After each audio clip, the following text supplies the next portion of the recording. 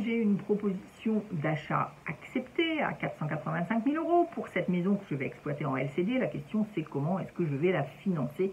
Vous savez comme moi qu'en immobilier, le crédit est le nerf de la guerre. Donc nous allons parler dans cette vidéo de financement. Financement, crédit, banque, courtier. Tout ça, comment fait-on? Est-ce qu'on achète avec apport? Est-ce qu'on achète sans apport? Qu'est-ce qu'on peut obtenir éventuellement comme taux aujourd'hui? Est-ce qu'on peut encore emprunter aujourd'hui? Et dans mon cas, on va plutôt parler d'emprunt en société, puisqu'effectivement j'emprunte plus en société qu'en individuel.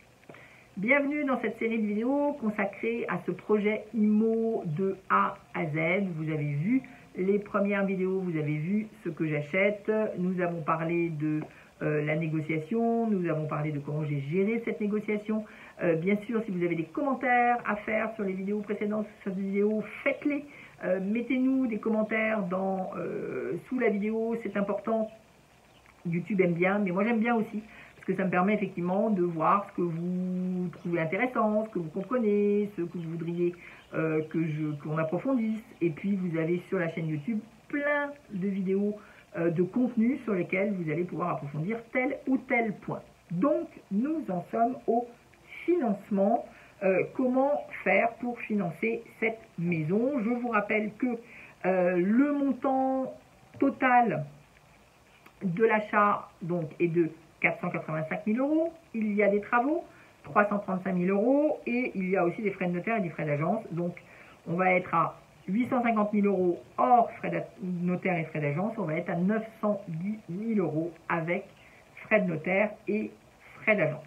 Bien sûr, crédit à négocier, crédit à trouver. Pourquoi? Parce que je n'ai pas 910 000 € dans ma poche pour les mettre dans cette maison. Surtout que ça n'est pas ma poche qui va compter, mais c'est la poche de la société qui va acheter, qui va se substituer à moi et qui va acheter. Donc ça, c'est une première chose. Et elle n'a pas 900 000 €. Elle a même plutôt des dettes, donc ça va être un problème, puisqu'elle est déjà propriétaire, voilà, de biens. Donc elle a effectivement déjà des crédits en cours. Donc je veux rajouter un crédit sur des crédits, ce qui n'est jamais tellement l'idéal.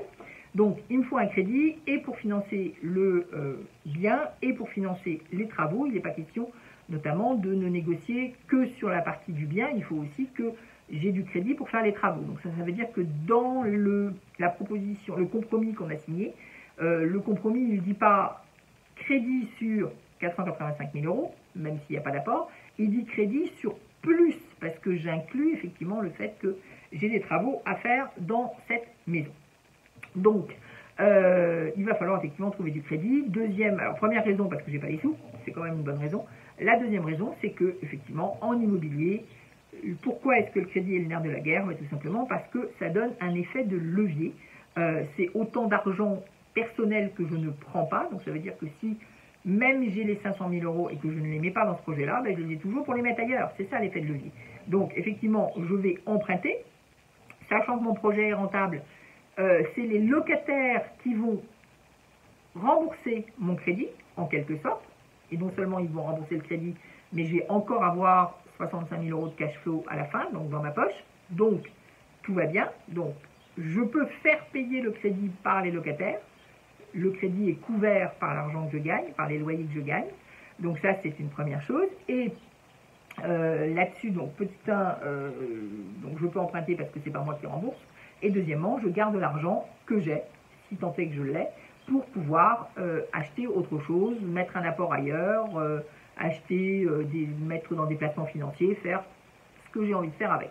Bien évidemment, si vous avez 500 000 € et que la banque vous donne 500, à la fin, vous avez 1 million d'achats possibles. Souvenez-vous toujours de ça, c'est ça le miracle de l'immobilier. Donc, petit 1. Deuxièmement, mon objectif à moi n'était pas d'acheter sans apport. On peut acheter sans apport. Alors, acheter sans apport, c'est pour moi souvent inutilement compliqué. On peut encore le faire. Donc, si vraiment vous avez zéro, il va peut-être falloir passer par là. Mais néanmoins, vous montez une marche qui n'est pas très utile. Donc, pour moi, j'aime bien mettre de l'apport parce que ça me simplifie la vie. Deuxièmement, vu les montants, sans apport, c'est un petit peu plus compliqué. Quand vous empruntez 100 000 euros sans apport, ça passe, pourquoi pas. 100 000, 200 000 euros, quand vous êtes grosso modo sur un projet d'1 million d'euros et que vous ne mettez pas un apport du tout, ça commence à chauffer quand même. Bon, donc ça peut simplifier les choses, voire ça ne serait pas possible s'il n'y avait pas d'apport. La troisième raison pour laquelle je mets un apport, c'est tout simplement parce que j'ai cet apport, parce que j'ai des sociétés qui ont de la trésorerie et que je vais utiliser, je n'ai pas besoin que je le garde ad vitam aeternam, donc je peux aussi utiliser une partie de cette trésorerie pour mettre l'apport dont j'ai besoin pour compléter à droite et à gauche. Mes montages à moi sont des montages au travers d'entreprises, on en parlera en d'autres circonstances, je ne vais pas vous expliquer tout de A à Z parce que ça va être un petit peu compliqué, mais dites-vous que tout ce qui peut être fait par une entreprise peut être fait par un particulier, bien évidemment. Je ne vous conseille pas nécessairement de passer par une entreprise. Le meilleur statut qui soit aujourd'hui, si vous voulez faire de la location courte durée ou de la location meublée, c'est le LMNP. Donc, avant de se dire, tiens, je vais créer une SCI, une entreprise, une machin, un truc, un holding et une usine à gaz, dites-vous que fiscalement, vous serez bien mieux si vous vous achetez en propre, tout seul, comme un grand, un truc et que vous l'exploitez en location meublée. Parenthèse fermée. Donc, projet global, 910 000 euros. Sur ce projet global, il faudra même rajouter un petit peu plus, 50 000 euros d'aménagement, donc on serait plutôt à 960 000 euros. Sur ces 960 000 euros, en réalité, je vais faire jouer deux entreprises, deux sociétés à moi, parce qu'il y en a une qui va acquérir le bien et l'autre qui va l'exploiter. L'intérêt, c'est quoi? C'est que la société qui acquiert le bien, elle va emprunter. C'est une société, alors on pourrait dire, équivalent SCI. Hein. Vraiment, on est sur une société immobilière, quelque chose qui est propriétaire, effectivement, des murs.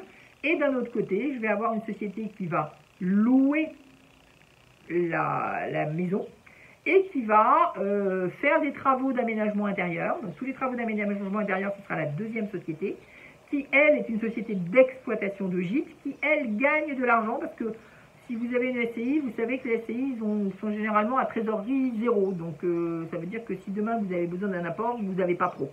Tandis que, effectivement, l'autre société, donc la société d'exploitation, elle fait de l'argent, puisque c'est elle qui encaisse les loyers des locations courte durée et elle gagne entre la différence des loyers de la location courte durée et ce qu'elle reverse à la société 1. Parce qu'elle verse un loyer à la société 1, mais bien évidemment, elle gagne beaucoup plus. Donc, c'est vraiment un principe de location sous location en interne. Donc, je vais fonctionner avec ces deux sociétés.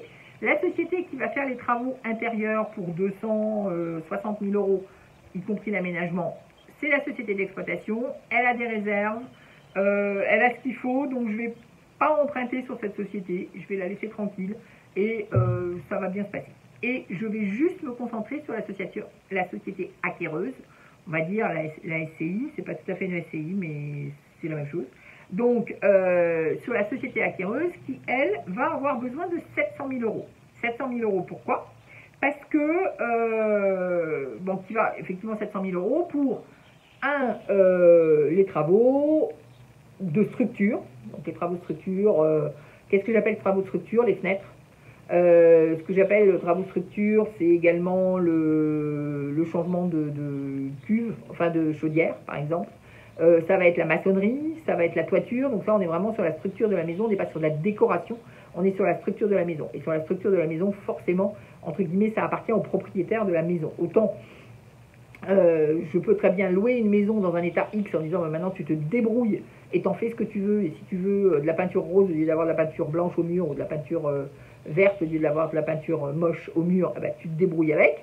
Mais par contre, forcément, la structure de la maison, ça correspond à la société propriétaire. Donc, une société acquéreuse qui va avoir besoin de 700 000 euros. Ces 700 000 euros, ils vont être répartis comment? Ils vont être répartis avec 125 000 euros d'apport et 575 000 euros d'emprunt.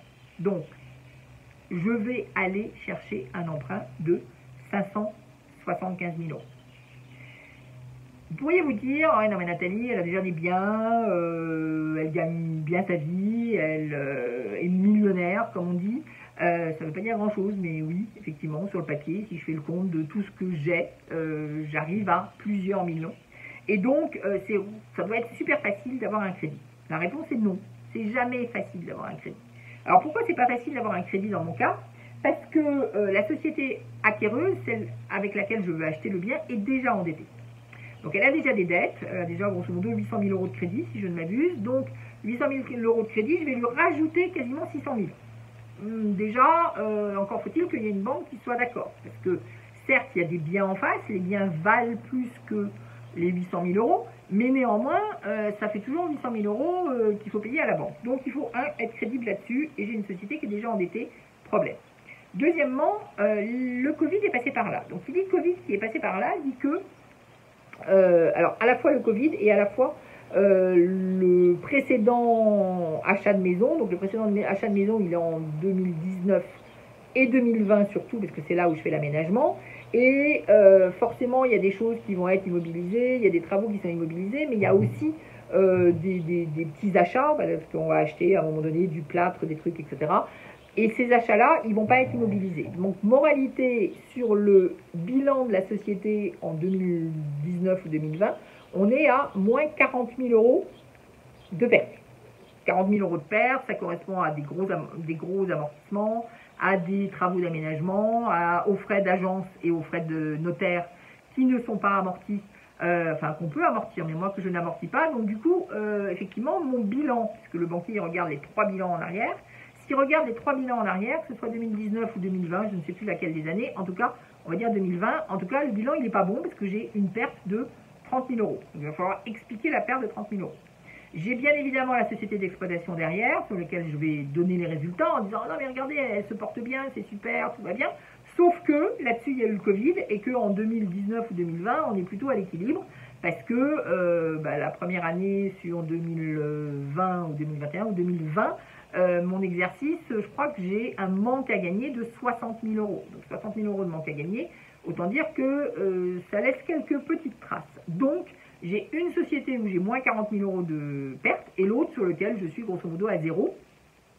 Ce qui ne veut pas dire d'ailleurs, attention, zéro en termes d'exploitation, ça veut dire zéro en termes comptables. La différence entre le compta et l'exploitation, c'est que l'exploitation, c'est ce que je gagne entre mon chiffre d'affaires et mes charges. Et la compta, c'est ce que je gagne entre mon chiffre d'affaires, mes charges et moins les amortissements. Et donc, globalement, ça veut dire que cette année-là, je n'ai gagné que, grosso modo, 30-40 000 €, ce qui correspond à la valeur de mes amortissements. Donc, je ne suis pas mécontente de mon année, pour autant, même une année Covid, mais au niveau comptable, on est ric-rac, c'est pas très très bon. Donc, il faut faire passer la pilule, effectivement, au banquier. Il faut faire passer la pilule au banquier aussi que ce projet va être un projet de location courte durée. Donc la location courte durée, les banquiers, ils n'aiment pas. Si vous arrivez et vous avez un bien qui est... Enfin, si vous pouvez le faire, pardon. Donc là, dans ce cas-là, il n'était juste pas possible de masquer la chose. Mais si vous pouvez masquer la chose et aller voir un banquier ou aller voir... Alors, un courtier, non, parce que je vais vous dire qu'il va falloir être transparent avec le courtier. Mais en tout cas, avec le banquier, si vous pouvez arriver en lui disant que vous faites de la location meublée longue durée, c'est mieux que de la courte durée. Déjà, la colocation, des fois, ils flippent un peu et des fois, ils ont un petit peu de mal. Mais alors, la location courte durée, ils n'aiment pas du tout. Et donc, généralement, dès que vous avez dit location courte durée, ils vous disent non, je ne finance pas. Donc, n'allez pas, effectivement, au devant des problèmes avec cette location courte durée. Sauf que dans ce cas-là, il n'y avait pas moyen de faire autrement. Et donc, pour ces différentes raisons, je suis consciente que la société est déjà endettée. Je sais que j'ai des exercices qui sont un petit peu négatifs. Je sais que j'ai un projet de location courte durée. Je vais, pour avoir mon financement, contacter un courtier en amont, un courtier que je connais déjà d'ailleurs, pour regarder avec lui comment préparer le dossier. Donc on va travailler en amont, même avant que j'achète le bien. En fait, je l'ai appelé quasiment un an avant, en disant voilà, j'ai comme perspective d'acheter un bien qui va valoir à peu près tant. Je sais que voilà quel est le montage que je vais faire. Je sais que grosso modo, j'aurai à peu près 600 000 € à financer sur la structure qui va acheter. Comment je fais? C'était quoi les options?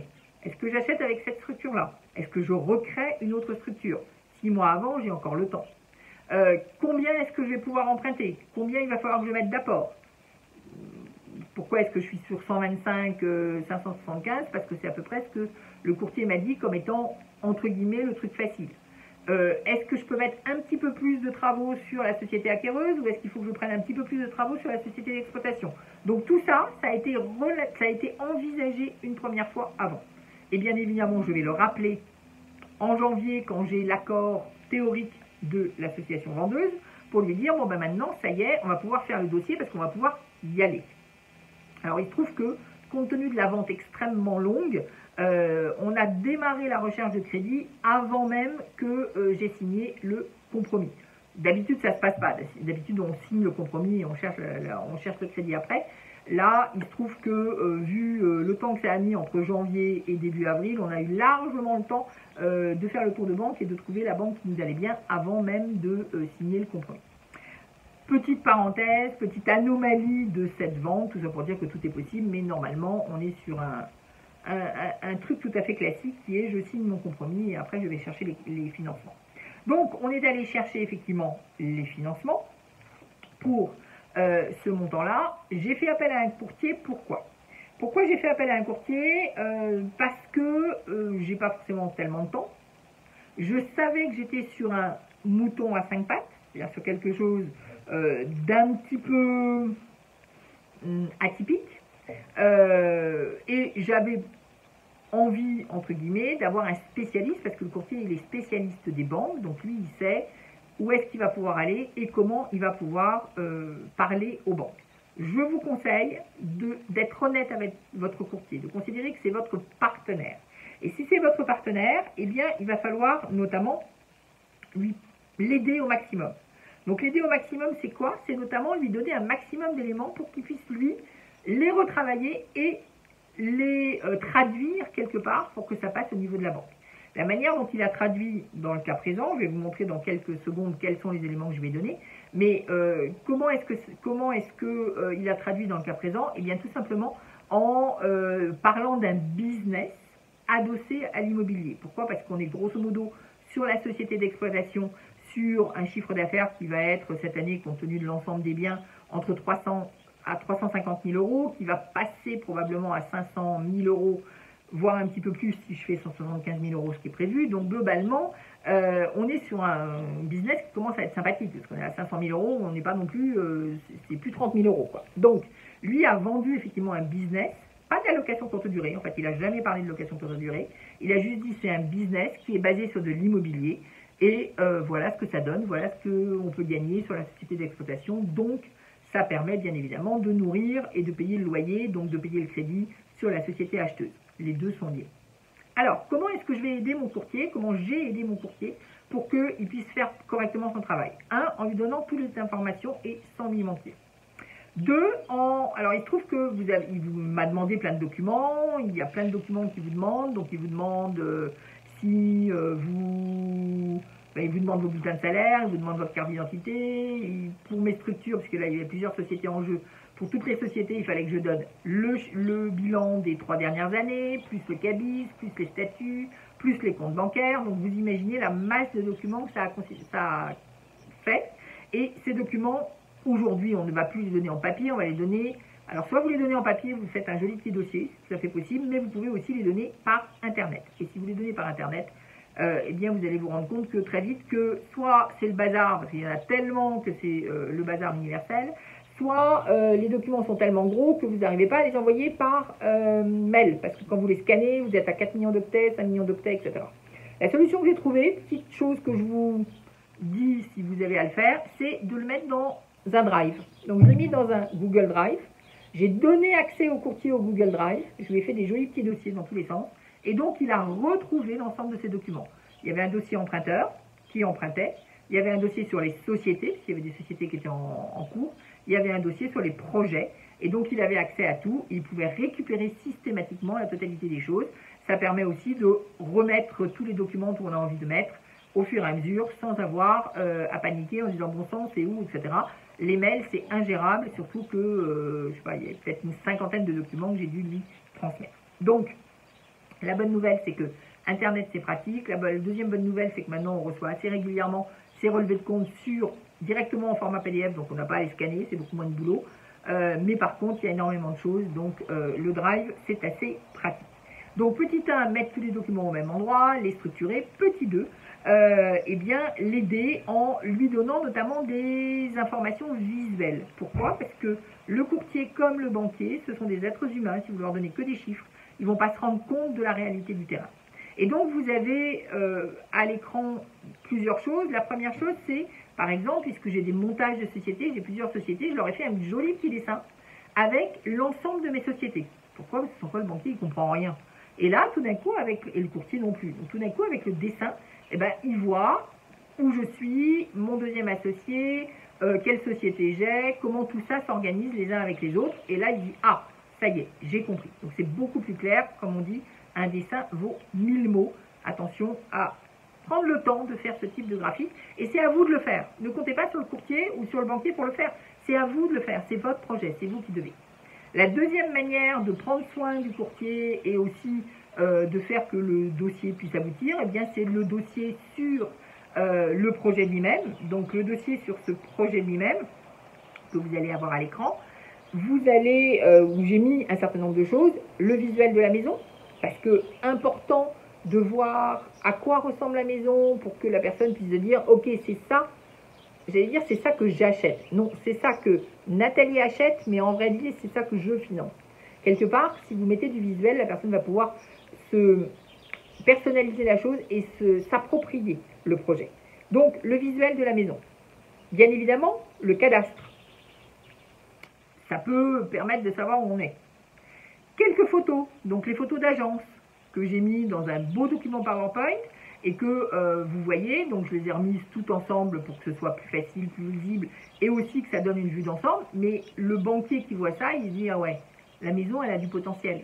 Il fait la même chose que ce que moi j'ai pu faire. Donc il se projette, donc il a envie de financer. Les plans, une maison, si vous n'avez pas les plans, vous êtes perdu. Donc systématiquement, il faut mettre des plans, les plans. Et puis surtout, un budget prévisionnel, un plan prévisionnel. Et ce plan prévisionnel, je l'ai fait comment? Ben, je l'ai fait tout simplement par rapport à ce que je connais, par rapport à de l'existant. Si c'est votre cas, c'est super bénéfique. Si vous ne l'avez pas, ben, vous ferez sans. Donc, un bien existant que j'ai déjà, qui est pas tout à fait avec un peu plus de capacité, mais c'est pas grave.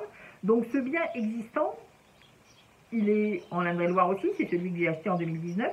Je sais que en 2021-2022, mon chiffre d'affaires à l'époque où j'ai fait le plan, c'est-à-dire à peu près en janvier-février, il était de 175 000 euros. Et avec ces 175 000 euros, je gagne 68 000 euros. Donc je lui mets l'ensemble de mon plan en disant, ben voilà, le chiffre d'affaires déjà réalisé, déjà signé, potentiel, parce que tout n'est pas signé, en réalité on a même signé encore plus, puisque là je ne suis pas à 175, je vais avoir dépassé les 200 000, mais bon, ok, je suis prudente dans mes estimations, c'est pas la peine d'être complètement hystérique de je veux des méga chiffres s'ils ne sont pas vrais, autant que ce soit des chiffres vrais. Donc je vais aligner les chiffres de ce projet et je vais dire, bah voilà, j'ai fait des petits calculs et vous allez retrouver ceux que je vous ai montrés dans une des vidéos précédentes. Donc je peux arriver à un chiffre d'affaires de 168 000 euros avec un bénéfice de 65 000 euros. J'ai comparé deux structures comparables. Le banquier, il dit, ok, elle sait ce dont elle parle. Le jour où j'ai rencontré le banquier, d'ailleurs, c'est quasiment la première chose qu'il m'a dit. On voit que c'est carré. On voit que vous savez de quoi vous parlez. Et c'est pour ça qu'on va vous prêter de l'argent. N'oubliez absolument jamais ça. Donc, qu'est-ce que je vais faire? Je vais montrer que je suis cohérente dans mon projet, que la rentabilité est suffisante par rapport au crédit que je vais lui demander, par rapport au remboursement d'emprunt. Je ne vais certainement pas lui dire que je suis the best of the best, ou the best of the world, et que je vais faire une rentabilité de malade. Ce n'est pas mon objectif. Quand vous allez voir le banquier, vous n'êtes pas là pour lui expliquer que vous allez faire une rentabilité de 20%. Ça ne rentre pas dans ses cases, il ne veut pas le savoir. Lui, ce qu'il veut savoir, c'est que vous êtes suffisamment sécure pour lui payer son crédit. Ce que vous faites après, ce n'est pas son problème, donc vous n'avez même pas besoin de lui dire. Je ne vais pas lui vendre que tout compte fait, j'ai prévu 175 000 euros ou 168 000 euros, mais qu'en réalité, il y a une petite voix au milieu de ma tête qui dit que si je faisais 200 000, ça serait super bien. Non, je ne lui vends pas, ce n'est pas le problème. Le problème, c'est lui montrer que je suis sérieuse, lui montrer que j'ai de la cohérence par rapport à un projet précédent, donc que l'ensemble tient la route, et lui montrer que je vais pouvoir payer son crédit. Point barre. Donc, la vente étant longue, effectivement, je vous l'ai dit, le crédit a été accordé avant même qu'on signe le compromis. Dans le cas de cette vente, la banque, ça n'a pas été un problème. Il y a eu d'autres cas dans lesquels la banque a été un problème, un petit peu avant. Là, je suis dans un cas hyper confortable, mais bien évidemment, ça n'est pas toujours le cas. Conclusion, plus vous êtes mouton à 5 pattes, plus vous allez travailler avec un courtier. Pourquoi? Parce que le courtier, ça va être votre partenaire, vous lui dites tout. C'est lui qui sait comment il va traduire ça par rapport à la banque. Vous allez lui faciliter la vie, mais même si c'est un banquier, ça c'est le point numéro 2, faciliter la vie de votre interlocuteur, que ce soit le courtier ou que ce soit le banquier. Donc tous les documents au même endroit, bien rangés, jolis, avec des jolies photos. Même si vous avez des photos en vrac, et bien vous ne les envoyez pas en vrac, vous les mettez dans un joli document, vous faites un PowerPoint, peu importe, vous mettez les choses en valeur. Et dernier conseil par rapport au financement, quel qu'il soit, y compris si c'est directement avec un banquier, utilisez des visuels. Donc bien sûr, passez par des chiffres, hein, donc on va mettre des chiffres à un moment donné, et des visuels. Donc expliquez votre projet visuellement pour que la personne puisse se projeter et puisse se l'approprier. Donc on a fait le tour sur le financement. A priori, le financement est là, on a signé la promesse. On va être bientôt à l'étape de la signature définitive. Donc, prochaine vidéo, la signature définitive. On va faire hip hip hip, hurrah. Donc, sur cette signature. Et puis ça n'est que le début de l'aventure. Parce qu'il va y avoir après à travailler sur les artisans, les devis, comment on fait, qui est-ce qu'on appelle, comment on trouve nos artisans, comment on négocie peut-être aussi avec les artisans, qu'est-ce qui se passe aujourd'hui en 2022 avec l'inflation sur les matériaux, avec des délais qui augmentent, qu'est-ce qu'on fait et comment on fait pour mener des travaux à bien. Et croyez-moi, c'est pas de la tarte. Qu'est-ce que je vais faire de cette maison? On va parler déco. Pour ceux qui aiment la déco, vous allez voir, ça va être très très sympa. On va parler des annonces.